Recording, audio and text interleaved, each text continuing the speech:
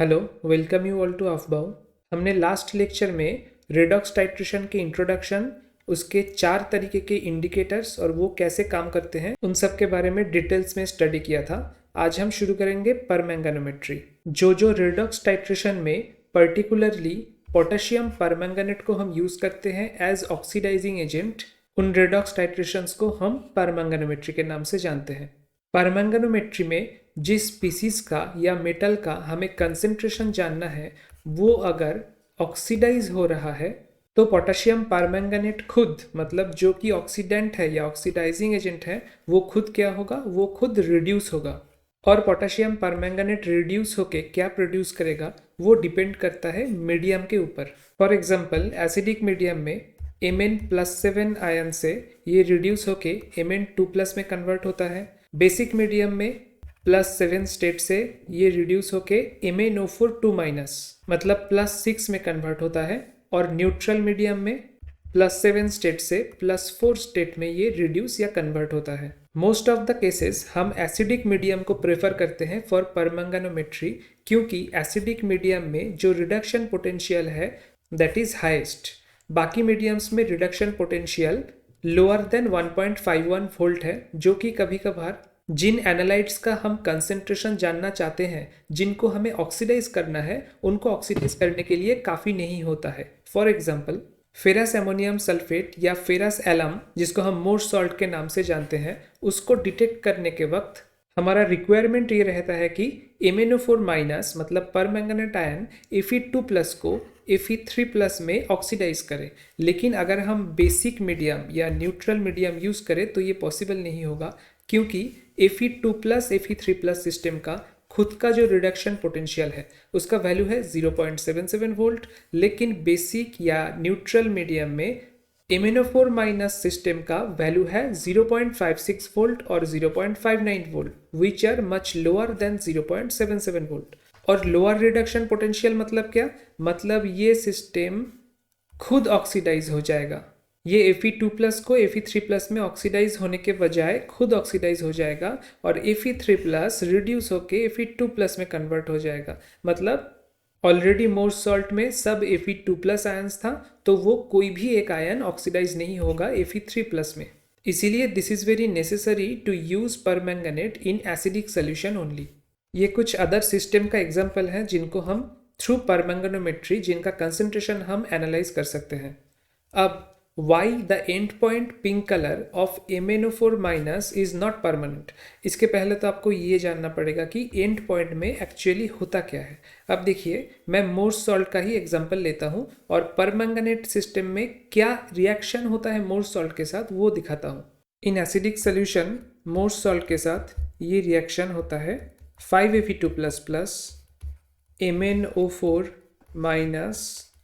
+8H+, क्योंकि ये acidic solution का हम बात कर रहे हैं। 5Fe3+ प्लस Mn2+, ये रिड्यूस हो गया, और साथ में 4H2। अब मैं जो बोलूँगा उसे ध्यान से नोटिस कीजिए। नीचे कॉनिकल फ्लास्क या बीकर में टाइट्रेशन के वक्त क्या था? नीचे था प्योरली फेरस एमोनियम सल्फेट या मोर्स सॉल्ट। और मोर्स सॉल्ट में क्या रहता है? मोर्स सॉल्ट में Fe2+ मतलब फेरस आयन है।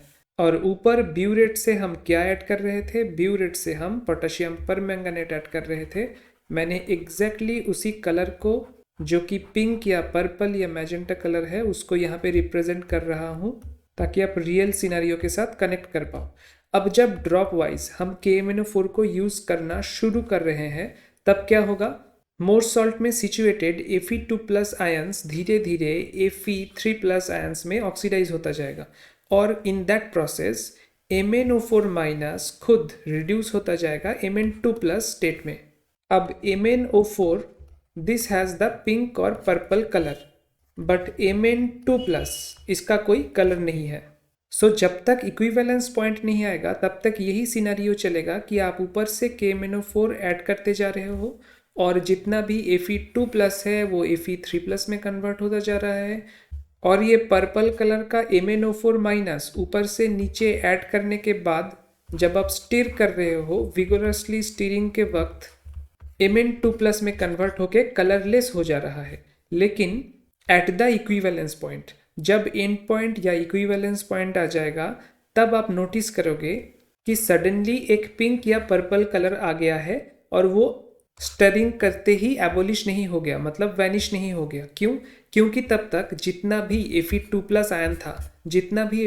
आयन था मोर सॉल्ट में, वो सब कन्वर्ट हो चुके हैं Fe3+ में, सब ऑक्सीडाइज हो चुका है। और बाकी क्या बचा है? बाकी है MnO4- का अनयूज्ड ड्रॉप, अनयूज्ड मॉलिक्यूल्स, जो आपको ये पिंक कलर, चाहे पर्पल कलर आप जो भी बोल लो, ये कलर का एंड पॉइंट में सोल्यूशन देगा।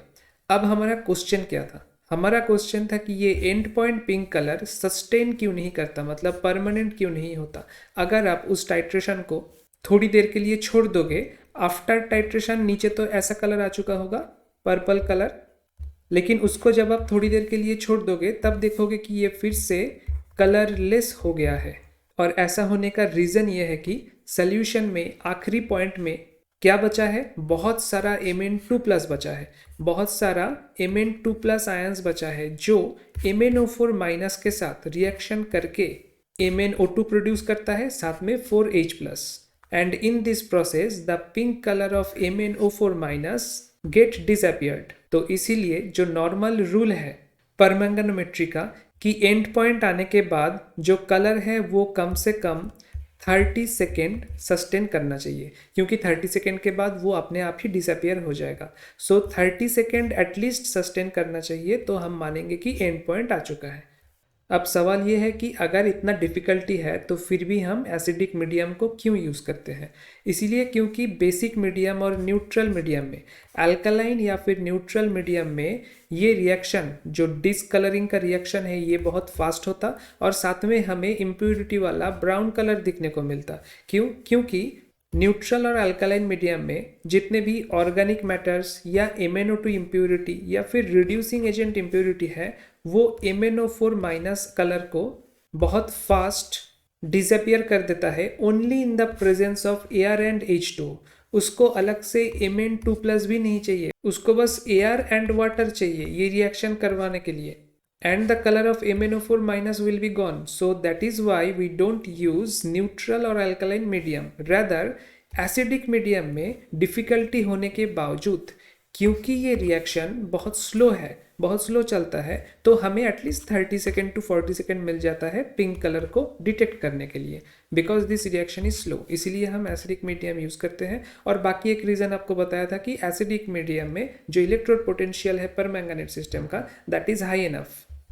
नाउ लास्ट लेक्चर में आपने देखा होगा कि रेडॉक्स रिएक्शन में जितने भी स्टैंडर्ड्स हैं, उनमें सेकेंडरी स्टैंडर्ड के तौर पे KMnO4 is very much popular. क्योंकि KMnO4 सेकेंडरी स्टैंडर्ड होने के बावजूद भी हम इसको बहुत यूज़ करते हैं इन केस ऑफ रेडॉक्स टाइट्रेशन। अब सेकेंडरी स्टैंडर्ड को हम डायरेक्ट तो यूज़ नहीं कर पाएंगे, तो इसको पहले क्या करना पड़ेगा? या तो ऑक्जेलिक एसिड से या तो फिर सोडियम ऑक्जेलेट से, जो कि है प्राइमरी स्टैंडर्ड, उससे पहले स्टैंडर्डाइजेशन करवाना पड़ेगा और उसके बाद ही हम इसको यूज़ कर सकते हैं। स्टैंडर्डाइजेशन के वक्त हम नॉर्मली N1V1 = N2V2 इस इक्वेशन को यूज़ करते हैं, और नॉर्मलिटी जानने के लिए हमें इक्विवेलेंट वेट जानना ज़रूरी है। और KMnO4 के एसिडिक मीडियम में एन फैक्टर कितना होता है? एन फैक्टर मतलब जितने नंबर ऑफ इलेक्ट्रॉन्स का ट्रांसपोर्ट हुआ, या तो इलेक्ट्रॉन गेन हुआ या तो इलेक्ट्रॉन लॉस हुआ।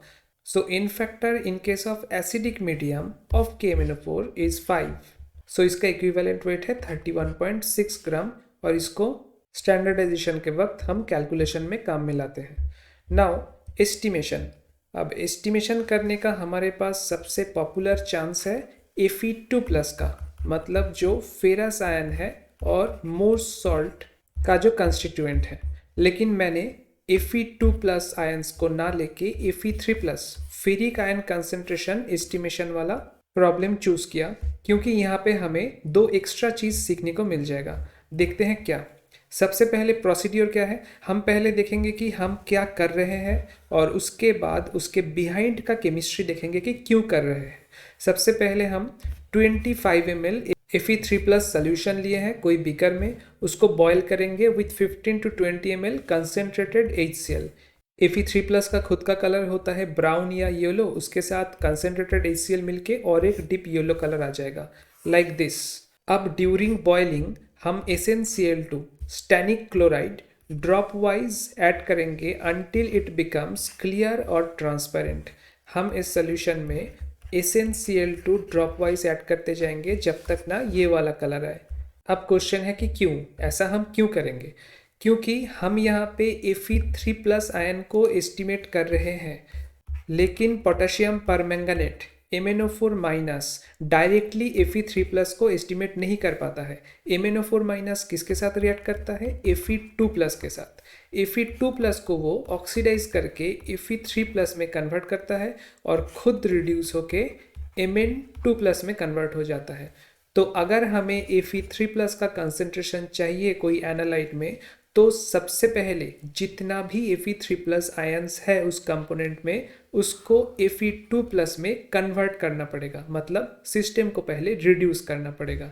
तो वही काम कौन करता है? वही काम करता है SnCl2 स्टैनस क्लोराइड। और स्टैनस क्लोराइड को ही हम क्यों चूज करते हैं? क्योंकि अब जब स्टैनिक स्टैनस सिस्टम का रिडक्शन पोटेंशियल देखोगे और उसी के साथ में फेरिक फेरस सिस्टम का रिडक्शन पोटेंशियल नोटिस करोगे, then you will see that Fe3+ Fe2+ system has much higher reduction potential। मतलब इन दोनों का अगर रिएक्शन हो तो Fe3+ Fe2+ में खुद रिड्यूस होगा और Sn2+ को मतलब स्टैनस को स्टैनिक में ऑक्सीडाइज कर देगा। इसीलिए हम जब ड्रॉप वाइज ये येलो कलर का Fe3+ सिस्टम में स्टैनस क्लोराइड ऐड करते हैं तो स्टैनस स्टैनिक में कन्वर्ट हो जाता है और फेरिक फेरस में कन्वर्ट हो जाता है and the solution became colourless. Next क्या करेंगे? Add 2 drops in excess, cool under room temperature, add 5% 10 ml mercuric chloride solution, wait 5 minutes until silky white precipitate appears। जब क्लियर सोल्यूशन आ गया हमारे पास, उसके बाद भी हमें बोला गया है कि 2 drops in access of stannous chloride add करने के लिए। क्यों?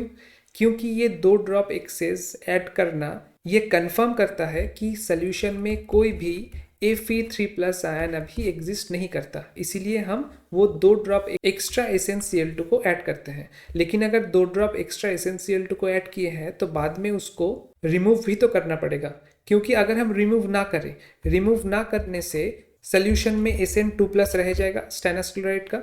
अब जब फाइनल टाइट्रेशन हम करेंगे with KMnO4 system, final titration के वक्त जब सब सोल्यूशन के Fe2+ को KMnO4 कन्वर्ट करेगा Fe3+ में, तब वो Sn2+ KMnO4 का ऑक्सीडाइज किया हुआ Fe3+ को वापस से Fe2+ में रिड्यूस कर देगा।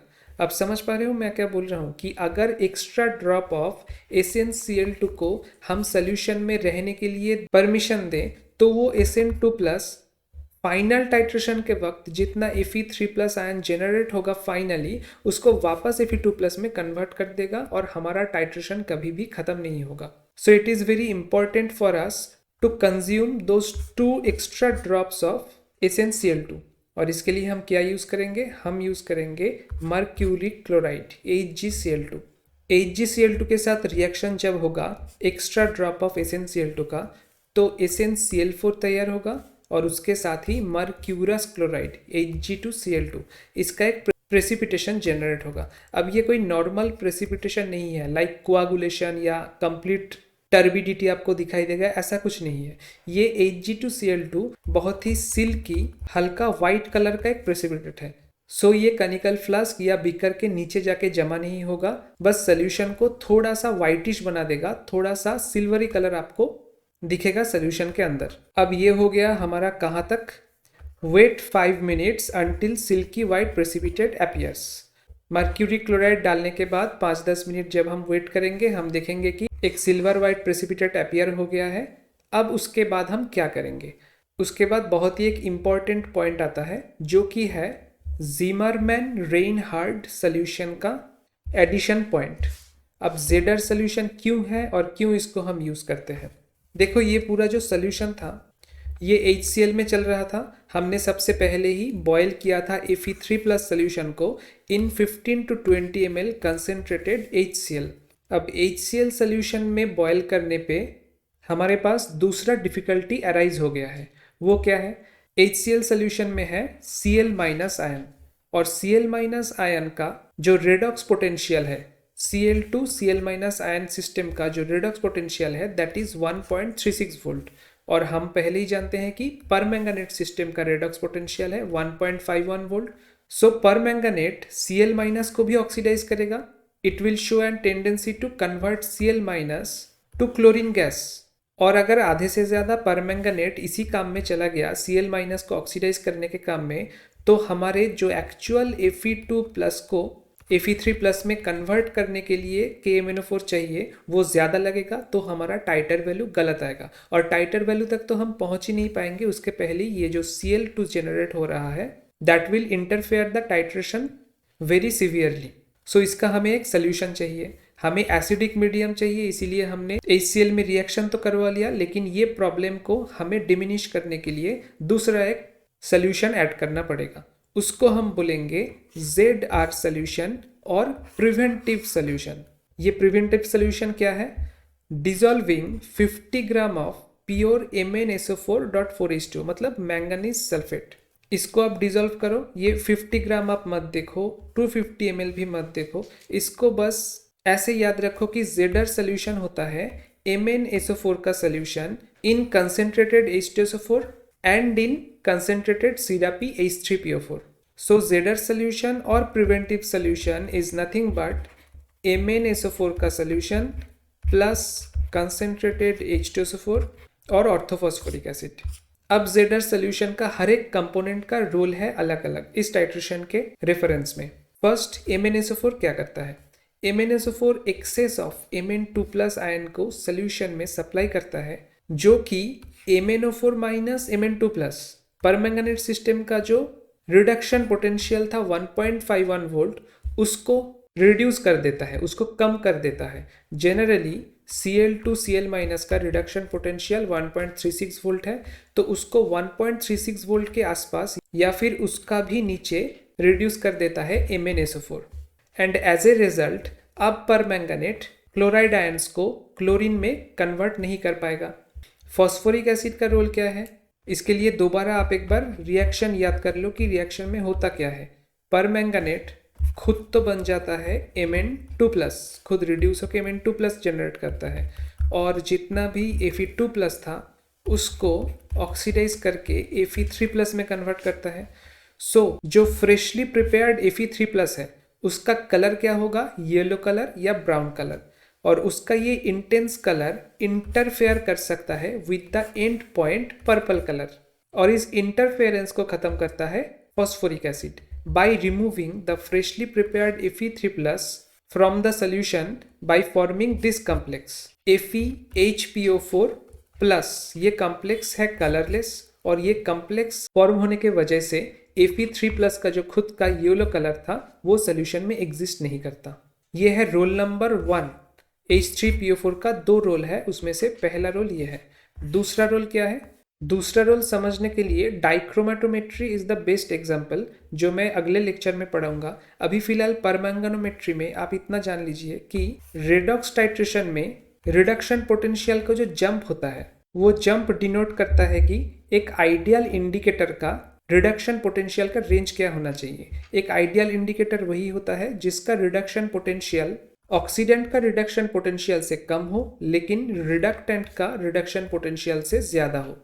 अब फेरास्फेरिक आयन के सिस्टम में ऐसा होता है कि उसका रिडक्शन पोटेंशियल 0.77 वोल्ट क्रॉस करने के पहले से ही, मतलब ये जो जंप आ रहा है उसके पहले ही इंडिकेटर कलर देना चालू कर देता है, और उसको प्रिवेंट करने के लिए H3PO4 हम ऐड करते हैं ताकि H3PO4 जितना भी Fe3 प्लस आयन को रिमूव कर दे, सोल्यूशन में Fe3 प्लस आयन का कंसंट्रेशन उतना कम हो जाए, और कंसंट्रेशन अगर कम हो जाएगा तो अकॉर्डिंग टू नर्न्स्ट इक्वेशन ये E0 वैल्यू भी डाउन आ जाएगा, और E0 वैल्यू अगर 0.77 से डाउन आ गया तो वो पर्टिकुलर कलर चेंज उसी टाइम चालू होगा जब सब Fe2 प्लस Fe3 प्लस में कन्वर्ट हो चुका है, and we can sharply detect the end point.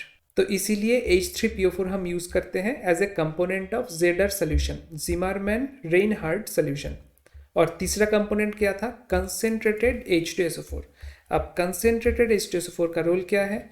एक तो ये प्रॉपर एसिडिटी मेंटेन करता है, क्योंकि सोल्यूशन को एसिडिक बनाने के लिए जो HCl हम ऐड किए थे उसमें तो ज़्यादातर Cl- का टेंडेंसी रहता है कि वो ऑक्सीडाइज होकर Cl2 बना ले। सो प्रॉपर एसिडिटी मेंटेन करने के लिए एक कांस्टेंट तरीके से H2SO4 को हम ऐड करते हैं।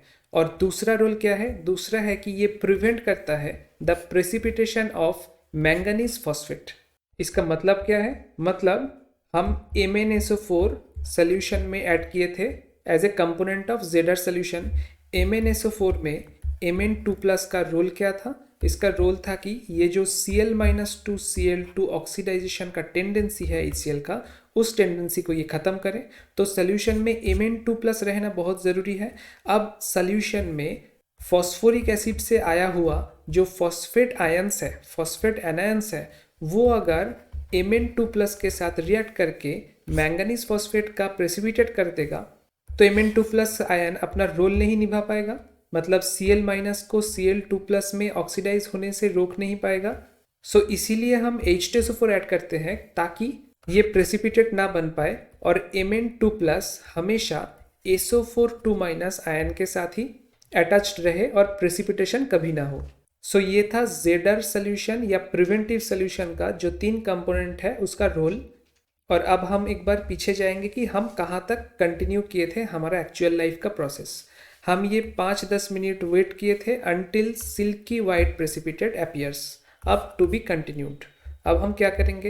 एक बार सिल्की वाइट प्रेसिपिटेट आ गया तो उसके बाद continuing the process after waiting 5 minutes solution को हम पहले डाइल्यूट करेंगे with distil water. 25 ml ZR solution add करेंगे और टाइट्रेट करेंगे in a hot condition 70 to 80 degree centigrade with 0.1 normal KMnO4। KMnO4 को हम ब्यूरेट में रखेंगे और नीचे कॉनिकल फ्लास्क में एनालाइट को, और एट द एंड पॉइंट और इक्विवेलेंस पॉइंट हमें पिंक या पर्पल कलर मिलेगा। इस पैराग्राफ में देखिए, बाकी सब तो आपको पता था कि हम ZR सोल्यूशन ऐड करेंगे, फिर 0.1 नॉर्मल KMnO4 से टाइट्रेट करेंगे और एंड पॉइंट हमारा आएगा पिंक या पर्पल। लेकिन हमें ये नहीं पता था कि हॉट कंडीशन में हमें टाइट्रेट करना पड़ेगा, मतलब 70 डिग्री to 80 डिग्री सेंटीग्रेड। इसका क्या ज़रूरत है? इसका पीछे केमिस्ट्री ये है कि अगर हम इस टाइट्रेशन को नॉर्मल टेम्परेचर में करते instead of 70 degree to 80 degree centigrade, तो हमारा एंड कलर हम डिटेक्ट नहीं कर पाते, क्योंकि एंड कलर तुरंत डिसअपियर कर जाता। तो हमें पता नहीं चलता कि ये टाइट्रेशन ऑनगोइंग है या फिर एंड पॉइंट आके चला गया है, क्योंकि ऑनगोइंग टाइट्रेशन में तो वही होता है कि आप ऊपर से ड्रॉप ऐड किए जा रहे हो और नीचे स्टरिंग करते ही वो ड्रॉप कलरलेस हो जा रहा है। एंड पॉइंट में वो ड्रॉप रहना चाहिए, मतलब वो कलर रहना चाहिए एटलीस्ट 30 सेकेंड। नॉर्मल टेम्परेचर में वो नहीं होता, क्योंकि नॉर्मल टेम्परेचर में ये रिएक्शन Mn2+ MnO4- से, इसका पिंक कलर है, इसका ही पर्पल या पिंक कलर हमें देखने को मिलता है। तो MnO4- को Mn2+ अपने साथ रिएक्ट करके कलरलेस MnO2 में कन्वर्ट कर देता और हमें कलरलेस सोल्यूशन ही हमें मिल जाता even after equivalent point has crossed. तो हमारे पास इसका मेथड क्या है इसको सही करने का, कि जो एक्चुअल रिएक्शन चल रहा है, एक्चुअल टाइट्रेशन रिएक्शन, इसका रेट हमें फास्ट करना होगा। और कोई रिएक्शन को फास्ट हम कैसे करते हैं? हम फास्ट करते हैं ले शटलियर प्रिंसिपल से। अकॉर्डिंग टू दिस प्रिंसिपल, कोई भी रिएक्शन का इक्विलिब्रियम को अगर हमें राइट हैंड साइड में शिफ्ट करना है तो उस रिएक्शन के राइट हैंड साइड का कोई भी कंपोनेंट को आप स्नैच करते जाओ, मतलब डिसअपियर करते जाओ रिएक्शन मीडियम से। सो अगर आप हीट करोगे 70 to 80 डिग्री सेंटीग्रेड, सो कुछ वाटर मॉलिक्यूल्स वेपर होके बाहर चला जाएगा और ये रिएक्शन तेजी से अपना एंड पॉइंट में रीच करेगा। अगर ये Fe2+ ना होके दूसरा कोई एग्जांपल होता जैसे कि ऑक्सलेट, इन दैट केस हम देखते कि राइट हैंड साइड में carbon dioxide is one of the by product component. तो वहाँ पे अगर हम 70 to 80 डिग्री सेंटीग्रेड में हीट करें, वहाँ पे भी सेम केस होगा कि इक्विलिब्रियम राइट हैंड साइड में शिफ्ट हो जाएगा, क्योंकि कार्बन डाइऑक्साइड जेनरेट होते ही सोल्यूशन से 70 to 80 डिग्री सेंटीग्रेड में बाहर चला जाएगा और रिएक्शन बहुत फास्ट एंड पॉइंट तक पहुंचेगा और हमें MnO4- का पिंक कलर मिलेगा एटलीस्ट फॉर 30 सेकेंड्स। सो इसीलिए हम रिएक्शन को 70 to 80 डिग्री सेंटीग्रेड में ही टाइट्रेट करवाते हैं और एंड पॉइंट का कलर आता है कलरलेस टू पिंक और पर्पल, ऐसा। अब कैलकुलेशन के लिए आप एज्यूम कर लो कि टाइट्रेशन आपका एंड पॉइंट में पहुंच चुका है और आपको रीडिंग मिला है जिसको हम टाइटर वैल्यू बोलते हैं XML। XML ऑफ क्या? 0.1 नॉर्मल KMnO4। और हम Fe3+ मतलब फेरिक का कर रहे थे कैलकुलेशन। Fe3+ सोल्यूशन कितना लिए थे? 25 ml सोल्यूशन लिए थे Fe3+ का। इसका हमें जानना है कि कितना ग्राम Fe3+ है सोल्यूशन में। सो सिंपली हम N1V1 equals to N2V2 formula apply करेंगे। Normality of potassium permanganate is 0.1, it was given. हमने टाइटर वैल्यू एज्यूम कर लिया है कि XML रीडिंग आया है हमारा। NFE3 तो हमें पता नहीं, यही निकालना पड़ेगा। और 25 ml हमने स्टार्टिंग सोल्यूशन ऑफ Fe3+ लिया था। यहाँ से आपको मिल जाएगा कि NFE3 है 0.004x। और नॉर्मलिटी का मतलब क्या है? नॉर्मलिटी के डेफिनेशन के मतलब 1000 ml of that normal Fe3+ contains 0.004x mole Fe3+। तो 25 ml Fe3+ सोल्यूशन में कितना मोल Fe3+ होगा? इतना मोल। और Fe का मॉलिक्यूलर वेट है 56 या फिर प्रिसाइजली 55.85 ग्राम। सो 25 ml सोल्यूशन में Fe3+ होगा इतना ग्राम। अब आप लोग देखो कि इस फिगर में x है, ये x क्या है? x है कि 0.1 नॉर्मल MnO4 माइनस सोल्यूशन हमें कितना ml लगा था इस टाइट्रेशन को कंप्लीट करने के लिए। सो अगर XML रिक्वायर ना होके हमारा टाइट्रेशन बस 1 ml में ख़त्म हो जाता तो ये रीडिंग क्या आता? 0.005585 ग्राम। सो हम फाइनली कह सकते हैं कि 1 ml 0.1 normal KMnO4 solution equivalent to 0.005585 gram of that component, जो फेरिक हमारा सॉल्ट था, चाहे कुछ भी था एनालाइट, उसका क्वांटिटी। तो सब किताब में यही लिखा रहता है कि 1 ml 0.1 नॉर्मल KMnO4 सोल्यूशन मतलब इतना ग्राम। वो आता कैसे है? वो ऐसे आता है। ये पर्टिकुलरली एक एग्जांपल आपको दिखाया Fe3+ का, क्योंकि यही सबसे डिफिकल्ट एग्जांपल था और इसमें सब कुछ कवर हो गया है परमैंगनोमेट्री वाला। बाकी भी बहुत सारा एस्टिमेशन है, वो मैं मेंस के लिए जब लेक्चर वीडियोस बनाऊंगा उसमें इंक्लूड करूंगा, जैसे कि determination of purity of KNO3, estimation of manganese in steel, estimation of manganese in cast iron, estimation of manganese dioxide and available oxygen in pyrolusite, H2O2 का concentration, ferrous ion in FAS और Mohr's salt, ferrous ammonium sulphate और Mohr's salt.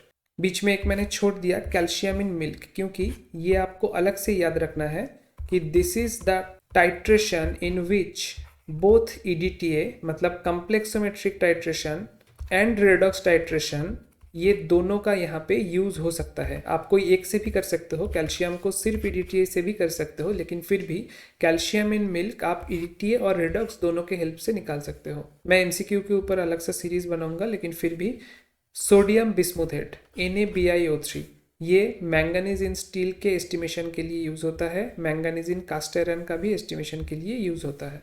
So these are all about permanganometry. इसके आगे dichromatometry होगा next lecture में। तब तक thank you and have a nice day.